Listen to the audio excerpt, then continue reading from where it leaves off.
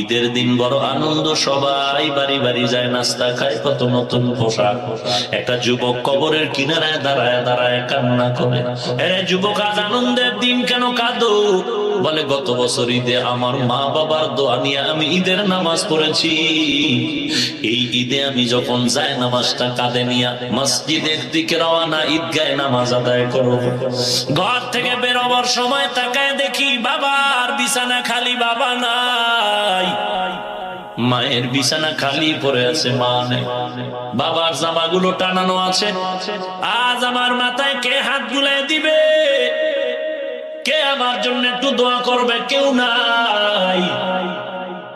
এরে আল্লাহর গোলাম, কয়দিন আর দুনিয়ার বাহাদুরির মুমিন। এই জীবনে কত যুবকের জানাজার ইমামতি করলাম, কত যুবক কবরে দাফন করলাম। তুমি আর কয়দিন বাহাদুরি করবা?